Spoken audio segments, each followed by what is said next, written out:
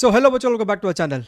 बच्चा आज हमारे सामने यहाँ पर electromagnetic induction and alternating current के सारे सवाल है जो अपने से पूछे गए थे जेईई मेन 2026 अप्रैल अटेम्प्ट के अंदर। ईएमआई का आपके सामने यहाँ पर 8 सवाल होगा। एसी से कुल मिलाकर 5 सवाल पूछे गए थे और इसका ये जो प्रिंटेबल फॉर्मेट का क्वेश्चन पीडीएफ है, आप इसको डाउनलोड कर सकते हैं। डाउनलोड करने का आपके पास यहाँ पर 4 सिंपल सा स्टेप्स है, आप इसको फॉलो कीजिए and you will be easily able to access those PDFs. इसके अलावा आपको जितनी भी प्रॉब्लम प्रैक्टिस करनी है यहां से आप कीजिए। आपको नीचे चैप्टर वाइज प्लेलिस्ट का लिंक मिलेगा जिनके अंदर आपको 2020 से लेकर 26 के एवरी सिंगल क्वेश्चन के डिस्कशन होंगे। इसके अलावा आपके को यहां पर एडवांस के पीवाईक्यूज है, टॉप प्रीवियस ईयर क्वेश्चन के प्लेलिस्ट है और कुछ अच्छे नॉन प्रीवियस ईयर क्वेश्चंस भी है। सिंपल सा रूल है +4 -1। अगर आपका कोई सवाल सही होता है तो अपने आप को +4 दीजिएगा, गलत होता है तो -1 दीजिएगा। Make sure to hit the like button, नए हो तो सब्सक्राइब कर लीजिएगा। नीचे कमेंट कीजिएगा कि भैया आपका किस प्रकार का स्कोर बन रहा है। ठीक है, ये आपका सबसे पहला सवाल है, 2 अप्रैल शिफ्ट 1 में पूछा गया है और सवाल में अगर आप ध्यान नहीं देंगे तो मिस्टेक होने के चांसेस बहुत ज्यादा है। ध्यान से पढ़ते कि सवाल में कह क्या रहा है। When a coil is placed in a time, देखो time dependent magnetic field, the power dissipated in it is P। अब हुआ क्या होगा कि भैया तुम्हारे पास कॉइल है और कॉइल अगर टाइम डिपेंडेंट मैग्नेटिक फील्ड में है, यानी कि समय के साथ फील्ड चेंज हो रहा है, यानी कि फ्लक्स चेंज हो रहा है, यानी कि उसमें ईएमएफ इंड्यूस हुआ होगा। और अगर ईएमएफ इंड्यूस हुआ है तो उसमें जो पावर डिसिपेटेड होगा that is your E² by resistance, जो भी उस लूप का उस कॉइल का रेजिस्टेंस रहा होगा। ठीक बात है सर, अच्छा है। और क्या बोल रहा है हमसे, the number of turns area of the coil. यहां पर एरिया ऑफ द कॉइल का मतलब क्या है कि सपोज कीजिए कि आपके पास ये कॉइल है ना, और इसमें कुछ आपको n नंबर ऑफ टर्न्स भी है, तो ये हो गया इसका एरिया, है ना। अगर इसका रेडियस कैपिटल R बोला है तो ये जो एरिया ये लोग बार बार कह रहे हैं ना, this is your πr² over here. Clear है मेरी बात? अच्छा, area of the coil, radius of the coil wire, वो जो भी आपको वायर है उस वायर का भी खुद का कुछ रेडियस है, यानी कि इसका ये जो थिकनेस है ना उसका आधा, अज्यूमिंग सर्कुलर क्रॉस सेक्शन का वायर है। ठीक है, these are NA and small r। For a second coils the number of turns, area of the coil and radius of the coil wire are 2n, 2a and 3r. When the first coil is replaced with the second coil, the power dissipated in it is √2 into alpha p। तो हमसे यहां पर alpha की value पूछ रहा है। ठीक बात है सर, आइए देखते हैं। देखो सबसे पहले ये सवाल में अगर तुम्हारे मन में ये सवाल उठ रहा है कि सर फ्लक्स लिखने के लिए हमको मैग्नेटिक फील्ड और एरिया वेक्टर के बीच का एंगल चाहिए, तो ये सवाल में उसके बारे में कुछ क्लैरिटी के साथ जिक्र नहीं किया गया है। तो मान के चलिए कि भैया दोनों ही केस में यानी कि कॉइल 1 के केस में और कॉइल 2 के केस में, दोनों ही केस में आपको जो भी एंगल रहा होगा वो सेम रहा होगा, ताकि उसके ऊपर डिपेंडेंसी हमारी खत्म हो जाए। तो for the sake of simplicity मान लेते हैं कि भैया ये जो एंगल थीटा था वो हमको 0 डिग्री था, यानी कि एरिया वेक्टर और फील्ड हमको पैरेलल था। ठीक है, ताकि उसका कोई कंफ्यूजन नहीं रहे। अब अगर हमको फ्लक्स लिखना होगा तो हम क्या लिखेंगे, number of turns B into area. ठीक है, हमको एरिया कैपिटल A के सिंबल में ही चाहिए, नंबर ऑफ टर्न्स N के सिंबल में चाहिए। लेकिन अगर अब तुम ध्यान से देखो तो भैया EMF इंड्यूस्ड का मैग्नीट्यूड क्या हो जाएगा, d∅dt। We are not interested in the negative sign right now. तो जब इसको डिफरेंशिएट किया तो ये तुमको हो जाएगा NA, this is your dB/dt। अब कॉइल फर्स्ट हो या कॉइल सेकंड हो, दोनों में ही आपको वही same time dependent magnetic field रहा होगा, यानी कि आपका ये जो dB/dt है वो भी आपको सेम है दोनों ही केस में। अच्छा, बढ़िया है साहब। तो पावर डिसिपेटेड क्या हो जाएगा, E² अपॉन योर रेजिस्टेंस, है ना। यहां पर रेजिस्टेंस है, ब्रैकेट में हम यहाँ पे ओम लिख रहे हैं, समझ में आ जाए कि ये रेजिस्टेंस है। ठीक है, कैपिटल R ही छोड़ देते फिलहाल के लिए। तो E² यानी कि इसका स्क्वायर। अब जब इसका स्क्वायर कर रहे हो तो हम क्या कह रहे हैं, आप dB/dt को कोई कांस्टेंट K बोल दो ना। ठीक है, तो यहां पर हमारे सामने क्या आ रहा है, this is equal to your N square A square के का स्क्वायर। रेजिस्टेंस को आप क्या लिखोगे, रो एल अपॉन ए। यहां पर जो ए है वो कौन सा ए है, क्या वो ये कैपिटल ए है जो आपका लूप है, क्या ये उसका ये वाला एरिया है? नहीं, यहां पर जो आपका रो एल बाई ए में ए होगा वो होगा आपको वायर का क्रॉस सेक्शन एरिया। तुम्हें वायर का रेडियस के बारे में जिक्र किया है, तो रो एल बाई ए तो वो वाला एरिया ऊपर चला जाएगा जिसको तुम यहां पर लिखोगे पाई आर स्क्वायर। लेकिन हमको जो भी यहां पर रिलेशन क्रिएट करना है उसमें एन ए और स्मॉल आर होना चाहिए, ये स्मॉल एल की कोई जगह नहीं है। देखिए रो तो कांस्टेंट है, पाई कांस्टेंट है, ये वाला टर्म भी मेरे लिए सेम है दोनों ही कॉइल्स के लिए, लेकिन एल को भी हमको चेक करना पड़ेगा। तो हम क्या कह रहे हैं, क्या हम लोग एल को यानी कि length of the coil, length of the wire rather, वो क्या हो जाएगा, एक चक्कर यानी कि periphery which is equal to your 2 pi into radius. यहां पर अब रेडियस के लिए कौन सा सिंबल इस्तेमाल करें भाई, इसको एक काम करो, इसको आर प्राइम कह दो रेजिस्टेंस को, तो रेडियस को हम लोग ये बोल देंगे, ये कौन सा रेडियस है, ये यही वाला रेडियस है 2 पाई आर। ये हो गया एक सर्कमफ्रेंस, इसको एन से मल्टीप्लाई किया तो हमको टोटल लेंथ आ जाएगा, है ना, नंबर ऑफ चक्कर से मल्टीप्लाई किया, नंबर ऑफ टर्न से मल्टीप्लाई किया तो हमको ये टोटल लेंथ निकल कर आ गया।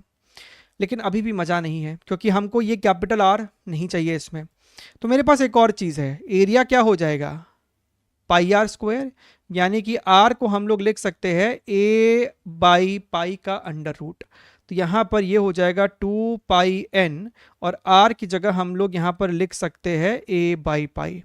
अब तुम यहाँ पर ध्यान से देखना, कहने का मतलब ये है कि जो आपका ये पावर है it is proportional to N, मेरे लिए इंपॉर्टेंट है, एरिया का स्क्वायर, यहाँ पर मेरे पास स्मॉल आर का स्क्वायर है डिवाइडेड बाई रो भी कांस्टेंट है उसको भूल जाओ, और एल, एल किसके प्रोपोर्शनल है, एल आपको प्रोपोर्शनल है एन के और अंडर रूट ए के। तो यहाँ पर आप एन रूट ए ऐसे लिखेंगे, यानी कि power is proportional to N A to the power 3/2 multiplied by your R square.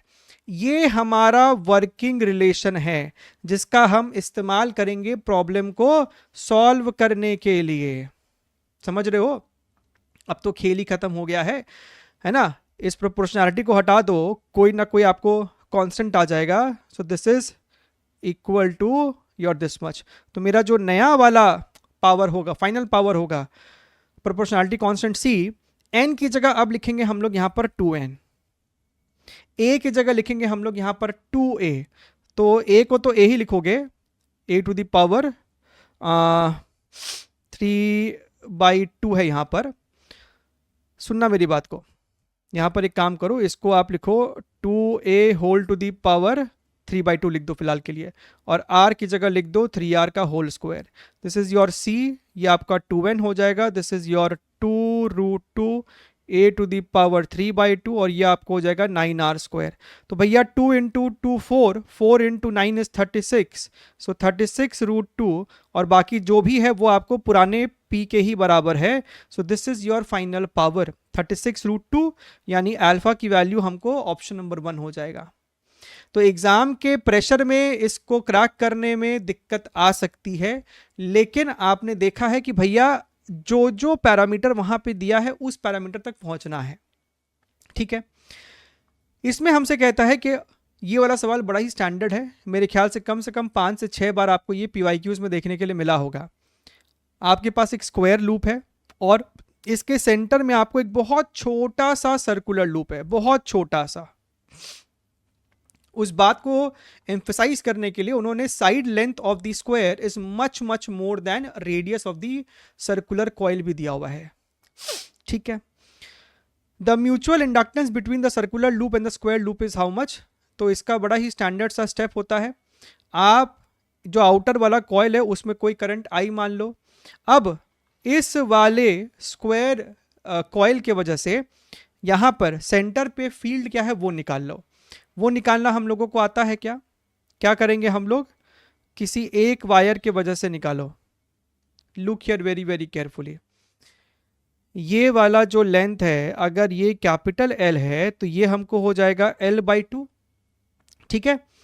अब ये वाला वायर हो या ये वाला वायर हो, ये वाला वायर हो या ये वाला, चारों वायर के वजह से सेंटर में जो आपको फील्ड होगा वो आपको आउट ऑफ द प्लेन ही आ रहा है। राइट हैंड थंब रूल लगा के देख लो। तो भैया जो फील्ड है वो हमको आउट ऑफ द प्लेन है और चारों के वजह से सेम फील्ड होगा, तो किसी एक के वजह से निकालो और उसको 4 से मल्टीप्लाई कर दो। तो भैया जो सेंटर पे मेरे को फील्ड होगा दैट इज 4 इंटू, अब किसी एक के वजह से फील्ड कितना होता है, mu not I divided by 4 pi D. D क्या होता है, ये वाला होता है ना D, L by 2 multiplied by, और ये एंगल भी 45 डिग्री होगा, ये एंगल भी 45 डिग्री होगा। तो भैया साइन 45 प्लस साइन 45 कितना हो जाएगा, 1/√2 प्लस 1/√2 कितना होता है, √2 होता है। तो भैया यहां से 4 से 4 मर गया and this becomes your 2√2 mu not into I divided by pi into L. अब एक बार आपने फील्ड निकाल दिया तो भैया क्योंकि ये सर्कुलर ब्लू वाला जो लूप है वो इतना ज्यादा छोटा है कि वी कैन अज्यूम कि सेंटर पे जो फील्ड है वो इस पूरे लूप, छोटे वाले लूप के अक्रॉस स्प्रेडेड है। तो भैया जो छोटा वाला लूप है उससे जो फ्लक्स होगा that is equal to this field multiplied by छोटे वाले लूप का area. So flux is equal to, ये मेरा बी है ना, so this is equal to your 2√2 mu naught pi R square upon your pi into L into current I. तो आपका यहां से पाई मर गया। तो इस केस में आई का जो भी कोएफिशिएंट है वही मेरा म्यूचुअल इंडक्टेंस कहलाता है। तो 2√2 mu naught R square, 2√2 mu naught R square upon L, यानी कि भैया सेकेंड का ऑप्शन नंबर 4 मेरे को बिल्कुल सही बैठ रहा है। चले देखिए, आपके पास तीनों का तीनों जो ये सेल्फ इंडक्टेंस है ना, मतलब जो इंडक्टर है सभी का सेल्फ इंडक्टेंस का वैल्यू सेम है, कैपिटल एल लिखा हुआ है, दे आर सेम।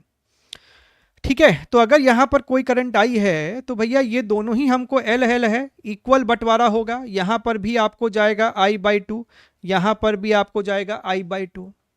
तो अगर कोई मेरे से पूछेगा कि भैया टोटल एनर्जी स्टोर्ड क्या है इस पूरे सिस्टम में, तो हाफ Li²। यहां पर आप जब, और सभी का ये जो L1 L2 L3 है ना, सभी को तुम कैपिटल L मान लो, जो टोटल होगा that is equal to your half Li का स्क्वायर प्लस इसमें और इसमें सेम होगा ना, सो 2 टाइम्स हाफ L और करंट है I/2, तो I/2 का स्क्वायर इतना हो गया। तो यहां से हमको दिख रहा है 1/2 plus 1/4 is 3/4, so 3/4 half Li²। और अगर सिर्फ L2 का हमसे कोई पूछेगा, जो कि हमको कह रहा है कि L2 में जो एनर्जी स्टोर्ड है उसको UL बोल दो, तो L2 वाला हो जाएगा हाफ Li का square, this is your I²/4, यानी कि भाई साहब 1/8 Li का स्क्वायर। हमसे पूछ रहा है कि भैया इन दोनों का रेशियो क्या है, what is this upon this. तो अगर तुम ध्यान से देखो कि इन दोनों का जो रेशियो होगा वो होगा 3/4 अपॉन 1/8, तो क्या ये हमको 6 निकल कर आता हुआ दिख रहा है। और सवाल में क्लियरली बोला है कि ignore mutual inductance if any, इनके बीच का कोई फ्लक्स का लिंकेजेस, इनके बीच का फ्लक्स का लिंकेजेस, इनके बीच का फ्लक्स का लिंकेजेस, इसको इग्नोर करने बोल रहा है। क्लियर एकदम, बढ़िया है।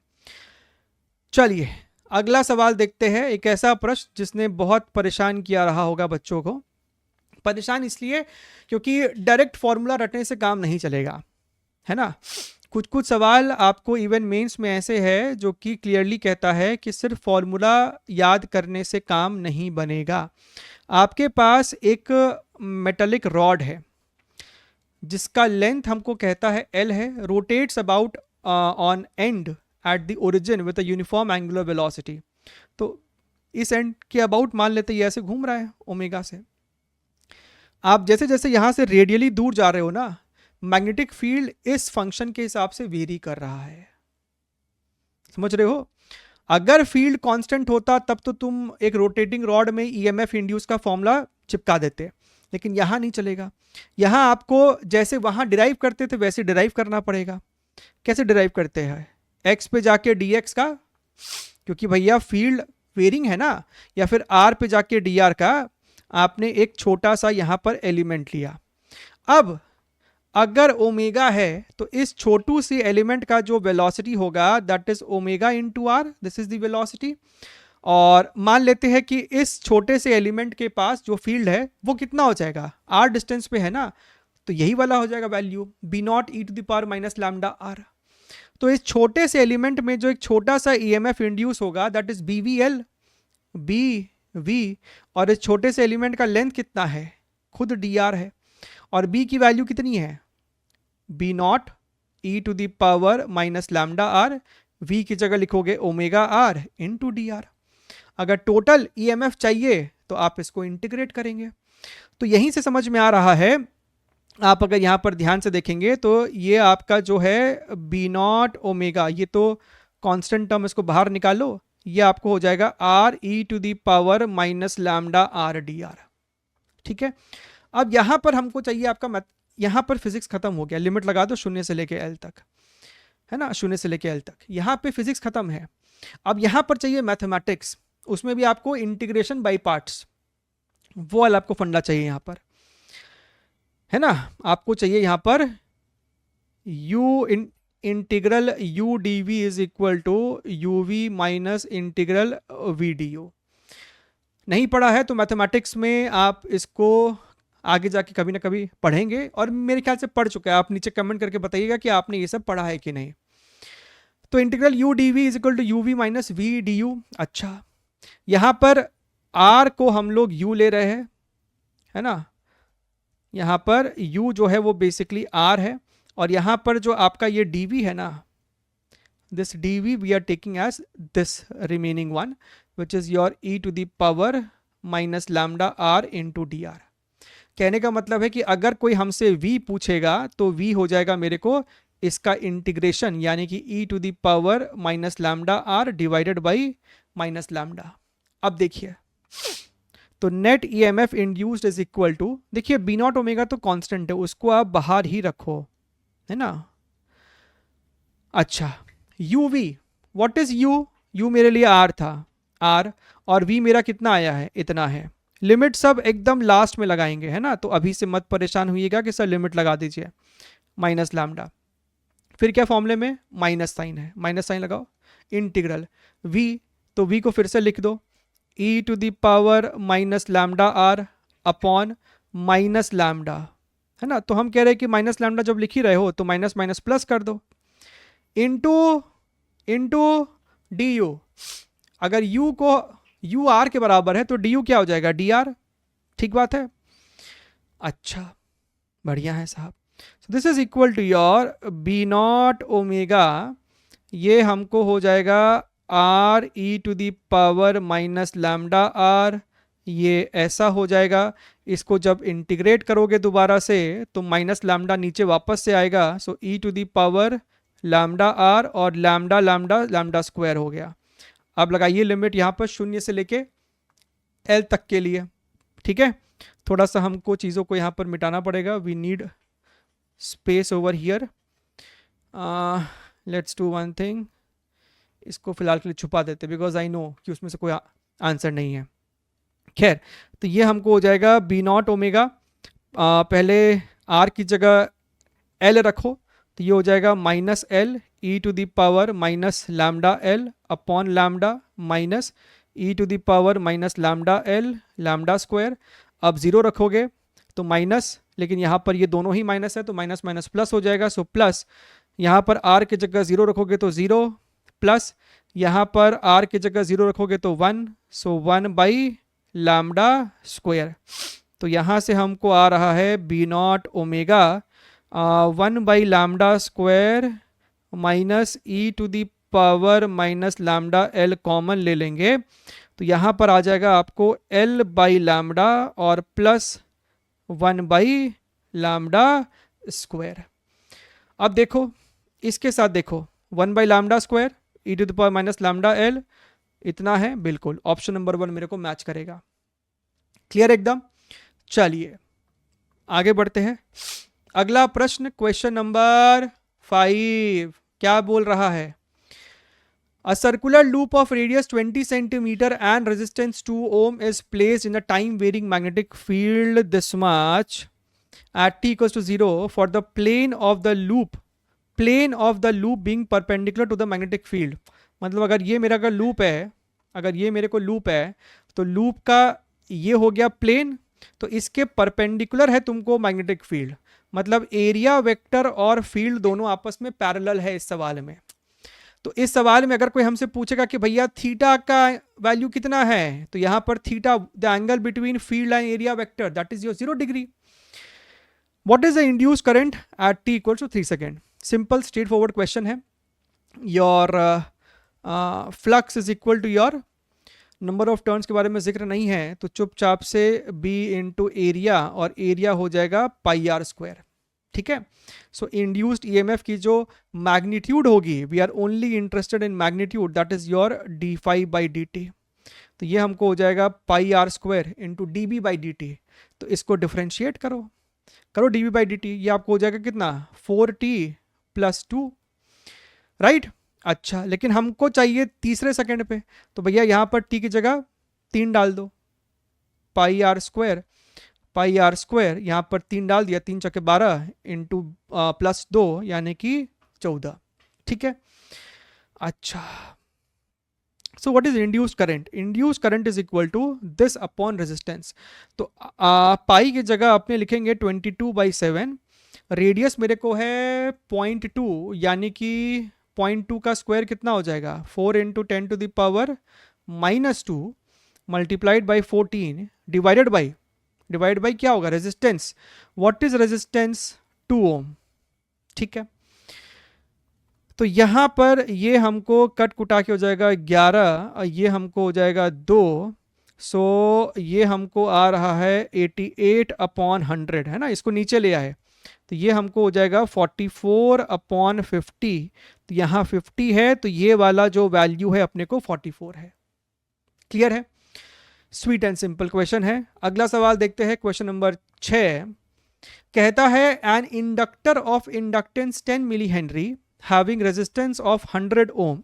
मतलब ये जो आपके पास मटेरियल है ना, ये जो आपके पास इंडक्टर है, इसके पास इंडक्टर वाली प्रॉपर्टी तो है ही, इस वायर का अपना खुद का कुछ रेजिस्टेंस भी है। ठीक है, अच्छा, बैटरी को ऐसे बनाओ या ऐसे बनाओ, इस सवाल में खासकर तो कोई फर्क नहीं पड़ता है इससे। 10 मिली हेनरी रेजिस्टेंस हमको 100 ओम का है। ठीक है, ये हमको 1 वोल्ट का है। अच्छा, after switch is close the ratio of instantaneous voltage across inductor when the current passing through is 2 milli ampere and 4 milli ampere respectively. तो हम क्या कह रहे हैं, ये जो 1 वोल्ट है ना, इसका बंटवारा हुआ होगा, कुछ इसके पास होगा और कुछ इसके पास होगा। कहने की बात यह है कि जो VL होगा और जो VR होगा उसका सम 1 होना चाहिए, यानी कि जो VL होगा वो 1 माइनस V इंटू आर होना चाहिए, सॉरी VR होना चाहिए। And what is VR? That is current into resistance. हमसे वही तो पूछ रहा है, रेशियो पूछ रहा है, यानी कि VL1 अपॉन VL2 पूछ रहा है। कब? जब एक बार करंट था 2 मिली एम्पियर, रेजिस्टेंस कितना है 100, और एक बार बोलता है कि करंट है 4 मिली एम्पियर, रेजिस्टेंस कितना है 100। अगर तुम ध्यान से देखो मुन्ना, तो ये आपको हो जाएगा 10 टू द पावर -1, यानी कि ये है 0.2 और ये पूरा है 0.4, यानी न्यूमरेटर में है 0.8, डिनोमिनेटर में है 0.6, यानी कि 4/3, यानी कि ऑप्शन नंबर 1 देखिए हमको आ रहा है। क्या आपका भी आ रहा है? नीचे बताइएगा एक बार ये आप लोग। अगला सवाल देखते हैं, क्वेश्चन नंबर 6। 6 अप्रैल शिफ्ट 2 में हमसे ये सवाल पूछा गया था। A square loop of side 2 centimetre is placed in a time varying magnetic field इतना, the normal to the plane of loop makes an angle of 60 degree with the field. ये तो बहुत अच्छी बात है। अगर ये हमारे को वो सर्कुलर कॉइल है और ये हमको नॉर्मल है, यानी कि डायरेक्शन ऑफ एरिया वेक्टर, तो मेरे को फील्ड ऐसे कुछ होगा, such that this angle given is your 60 degrees. The maximum induced EMF in the loop is dash milli volt. ठीक है, तो फ्लक्स कितना हो जाएगा इस बारी, BA5 cos theta, so cos 60 degree. अच्छा, what is B? B is your 0.4 sin 300t. Area is your 2 centimetre है ना साइड, तो 2 का स्क्वायर, लेकिन सेंटीमीटर भी तो है, तो 4 इंटू 10⁻⁻⁴ और cos 60 आपको हो जाएगा 1/2। तो अगर तुम ध्यान से देखो, हम भी ध्यान से देखें, तो ये आपको 2 हो जाएगा, ये आपको हो जाएगा इसके साथ 8 into 10⁻⁻⁵, this is your sine 300t। ठीक है, ये हो गया फाई, यानी कि इंड्यूस्ड ईएमएफ का जो मैग्नीट्यूड हो जाएगा that is going to be your d∅dt। इसको डिफरेंशिएट करोगे तो 8 इंटू 10⁻⁻⁵, 300 बाहर आ जाएगा, and this is your cos 300t। लेकिन हमसे peak value of EMF induced पूछ रहा है, वो तो यही ना हो जाएगा, E naught. So what is E naught? क्यों होगा यही मैक्सिमम वैल्यू? क्योंकि इसकी वैल्यू मैक्सिमम 1 ही हो सकती है। तो 8 इंटू 3 इज 24 इंटू 10⁻⁻3, यानी कि 24 मिली वोल्ट। ऑप्शन नंबर 4 मेरे पास ऑप्शन में आ रहा है, देखिएगा 7th का option number 4 is the correct one. Clear एकदम? चलिए अगला सवाल देखते हैं, 8th question of your EMI. इसके बाद हमारा एसी शुरू होने वाला है। A 30 centimeter long solenoid has 10 turns per centimeter। ठीक बात है। तो अगर कोई हमसे टोटल नंबर ऑफ टर्न्स पूछेगा तो हम क्या बोलेंगे?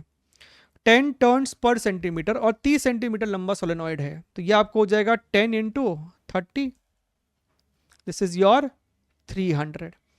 और ये जो मेरे को स्मॉल एन की यहाँ पर वैल्यू दिया है 10 टर्न्स पर सेंटीमीटर, इसको एसआई में कन्वर्ट कर दो, यानी कि number of turns per unit length में मीटर चाहिए। तो जब इसको कन्वर्ट करोगे पर सेंटीमीटर को पर मीटर में, तो आपको 100 से मल्टीप्लाई करना पड़ेगा, तो ये आपको हो जाएगा 1000 टर्न्स पर मीटर।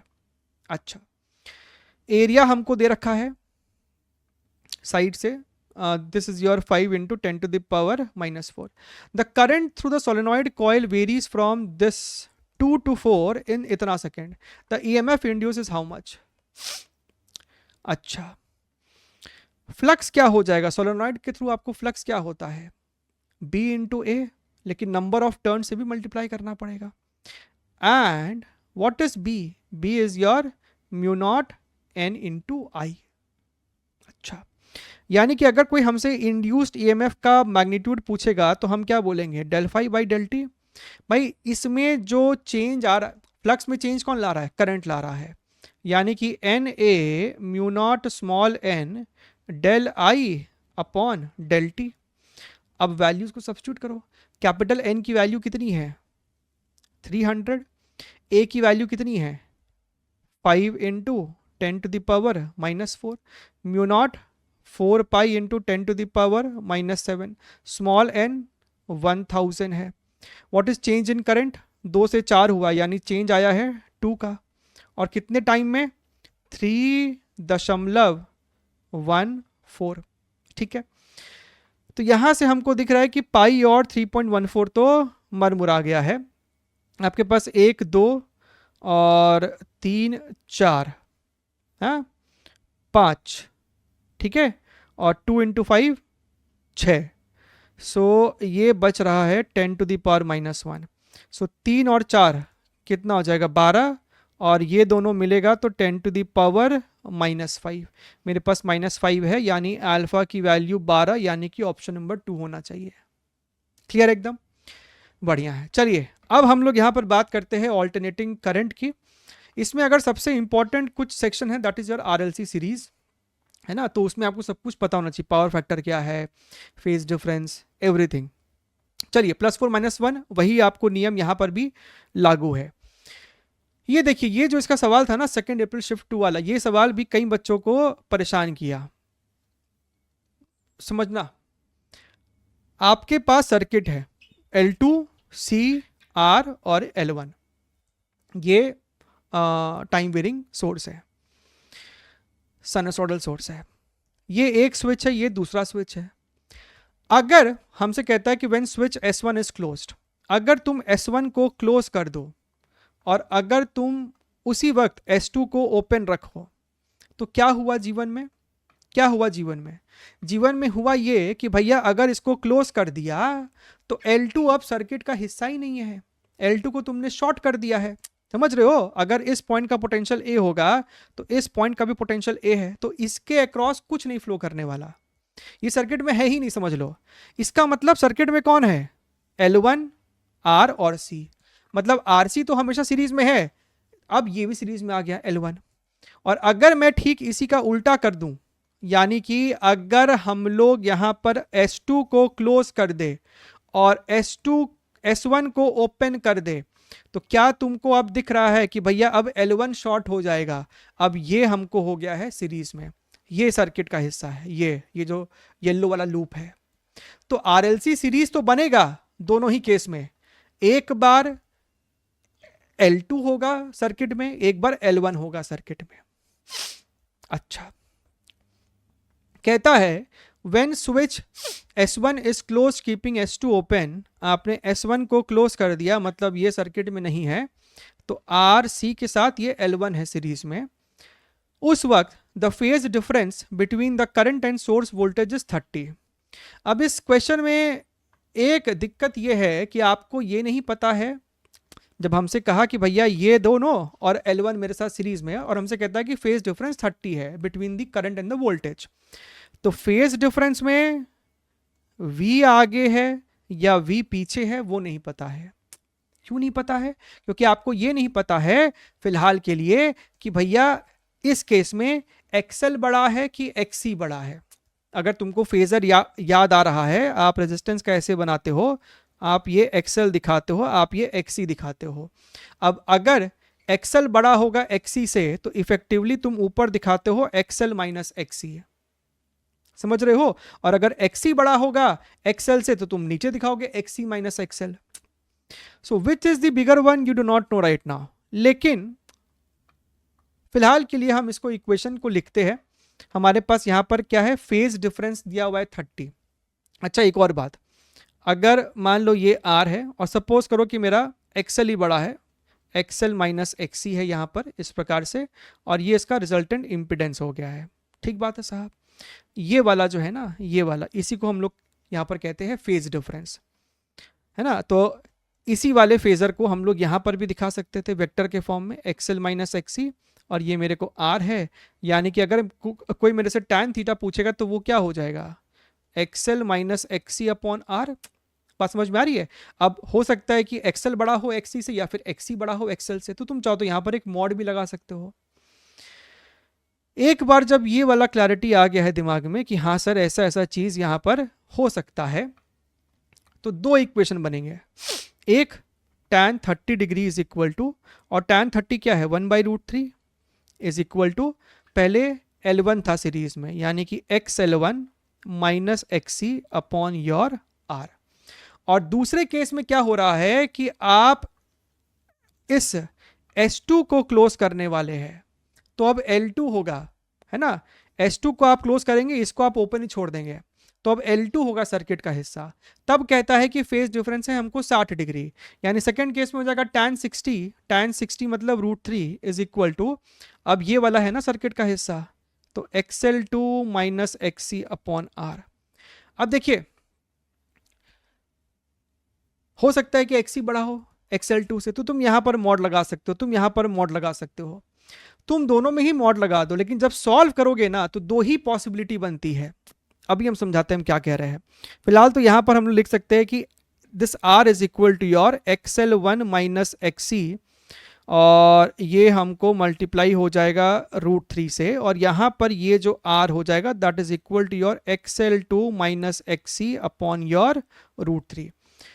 देखो, अगर तुम यहां पर मॉड लगा भी देते ना, तो जब मॉड को हटाते हैं तो प्लस माइनस के रूप में ये खुलता है, ये भी आ रहा है ये भी आ रहा है, तो जब तुम इसको इक्वेट करोगे ना, तो दो पॉसिबिलिटी बन सकती है। एक कि दिस इज इक्वल टू, एक पॉसिबिलिटी बनेगी at the end of the day that this is equal to this only, यहां पर √3 भी तो मल्टीप्लाइड है, this is your √3, this is your √3 over here. और एक पॉसिबिलिटी बनता है कि हम लोग this is equal to this तो किया, एक और पॉसिबिलिटी बनेगा कि this is equal to negative of this. यही दो पॉसिबिलिटी है, उसके अलावा कोई ऑप्शन नहीं है। चाहे तुम दोनों में मॉड ले लो, दोनों का प्लस माइनस खोलो, दोनों के आर को तुम इक्वेट करो, यही दो पॉसिबिलिटी है। तो एक बार दोनों के पॉजिटिव मतलब इसी फॉर्मेट को इक्वेट करते हैं। देखिएगा, हमसे सवाल में जो चीज पूछा गया है ना, that is 3L1 minus L2 की वैल्यू क्या है। खैर, अगर हम ध्यान से देखें, इस √3 को तुम अगर यहां पर लेके आके मल्टीप्लाई कर दो तो ये आपको हो जाएगा 3XL। What is XL? Omega into L. Omega कितना है? 300। So 300 into L1 minus this is your XC is equal to 300 into L2 minus your XC। अगर तुम ध्यान से देखो तो यहां पर आपके पास ये 900 L1 है और ये 300 L2। जब ये 300 L2 लेफ्ट साइड आएगा तो तुम अगर उसमें 300 कॉमन ले लो तो तुमको 3L1 माइनस L2 आता हुआ दिखेगा, जो कि हमको चाहिए। अगर तुम यहां पर इसको और इसके नेगेटिव को इक्वेट कर देते तो तुमको यहां पर जब ये लेफ्ट साइड आता तो प्लस L2 बन जाता, जो कि हमको नहीं पूछा गया है। विच मीन्स हम यही वाला इक्वेट करके आगे काम को बढ़ाएंगे। तो दो आंसर नहीं आने वाला, एक ही आंसर आएगा यहां पर, क्योंकि हमको बीच में माइनस ही चाहिए। अच्छा, दिस इज इक्वल टू, और यहां पर ये 3 इंटू माइनस XC है, उधर जाएगा तो 3XC बनेगा और माइनस XC पहले से है तो ये आपको हो जाएगा 2XC। यानी कि हम कह सकते हैं कि 3L1 minus L2 is equal to 2 divided by 300 multiplied by XC। क्या होता है? 1 बाई ओमेगा C। ओमेगा तो हमको 300 है और C कितना है? 10 to the power minus 4। 10 to the power minus 4। तो 0 0 0 0 मर गया, तो ये क्या बच रहा है? 2/9, विच इज योर ऑप्शन नंबर 2। मेरी बात क्लियर है? चलिए बात करते हम लोग इस सवाल के अगले प्रश्न की। 4 अप्रैल शिफ्ट 1 में पूछा गया सवाल है। An inductor of 10 millihenry, capacitor of this much and resistor of this much are connected in series across, ये across है, पावर सप्लाई इतना, the power factor of the given circuit is this much. देखिए, हमको directly इस सवाल में power factor दे दिया है and power factor is nothing but R/Z। हमको कहता है कि ये 0.5 है, यानी कि ये 1/2 है, मतलब 2R is equal to Z है। और Z क्या होगा? एक सीरीज RLC में Z क्या होता है? R²। ये XL माइनस XC का होल स्क्वायर। अगर हम दोनों तरफ स्क्वायर मार दे तो ये हो जाएगा 4R², और इस R² को भी लेफ्ट साइड ले आए तो minus R²। This is your XL minus XC का होल स्क्वायर। यानी कि XL minus XC is equal to your √3 into R, और R कितना है? 100 के बराबर। हमसे क्या पूछा है? The difference in the inductive reactance and capacitance reactance, यानी कि हमसे XL माइनस XC ही पूछ रहा है, जो कि √3 इंटू अल्फा है। तो अल्फा की वैल्यू कितनी आ रही है? 100। क्लियर है? बड़ा ही सीधा साधा सा सवाल है। आगे बढ़ते हैं, अगला सवाल, अगला प्रश्न क्या बोल रहा है? An AC source of angular frequency omega is connected across R and C in series। ठीक है, आपके पास रेजिस्टेंस है, आपके पास कैपेसिटेंस है, और ये रहा आपके पास source. This is your R। इसका XC कितना हो जाता है? 1/ωc। तो याद रखिएगा, ध्यान रखिएगा, XC is inversely proportional to omega. तो कहता है कि the current observed is I। Suppose कीजिए हम लोग लिखे यहाँ पे I इज इक्वल टू जो भी इसका पीक वोल्टेज रहा होगा, E अपॉन योर इम्पिडेंस। और इम्पिडेंस कितना हो जाएगा यहाँ पे? R² प्लस XC का स्क्वायर। फिर हमसे कहता है कि अगर तुमने सब कुछ सेम रखा, यानी कि इसका E भी सेम रखा, बस तुमने ओमेगा को ω/4 कर दिया। अगर तुम ओमेगा को 1/4 करोगे तो ये जो वैल्यू है वो 4 टाइम्स हो जाएगी। भैया ω/4 करोगे तो 4 तो ऊपर चल जाएगा ना जी, समझ रहे हो? तो हमसे कहता है कि करंट आपका हो गया है अब I/3। बात समझ में आई आपको? This is your R। अब ये हो गया 4XC, तो 4XC का स्क्वायर क्या हो जाएगा? 4xc का square is 16xc square. The ratio of resistance to reactances हमसे r बाई एक्सी पूछ रहा है, तो हम कह रहे हैं फिलहाल तो दोनों को आप डिवाइड कर दो, आप दोनों को आपस में डिवाइड कर दो। तो I ने I को मारा, E ने E को मारा, ये हो जाएगा 3 इज इक्वल टू और under root of R square plus 16 XC का square R square plus XC का स्क्वायर। हम तो कह रहे हैं दोनों तरफ स्क्वायर मारो, तो ये वाला रूट हटेगा और ये आपको हो जाएगा 9। अब क्रॉस मल्टीप्लाई करो, this is your R square plus 16 XC का स्क्वायर, ये हमको हो जाएगा 9r स्क्वायर और 9xc का स्क्वायर। सो यहाँ से ये आ रहा है 7xc का square is equal to 8r square. So ratio of resistance to, so r upon xc is equal to under root of 7/8 which is your option number 3। Clear है एकदम। चलिए बढ़ते हैं क्वेश्चन नंबर 4, 5 अप्रैल शिफ्ट 2। पढ़ो सवाल को। A series LCR circuit with resistance 20, L की value 1.6 and C की वैल्यू इतना is connected to a variable frequency इतना। The inductive reactance at resonant frequency is how much? Resonant frequency is 1/√LC। तो हमसे सवाल में XL पूछ रहा है, so XL is omega into L।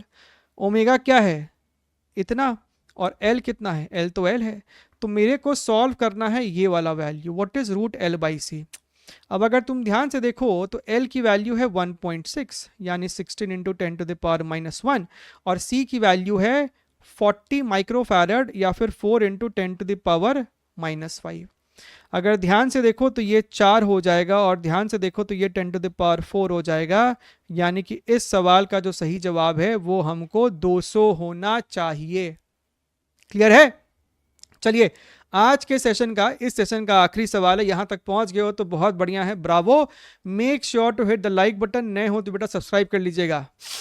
क्या बोल रहा है इसमें? पढ़े हो सवाल को?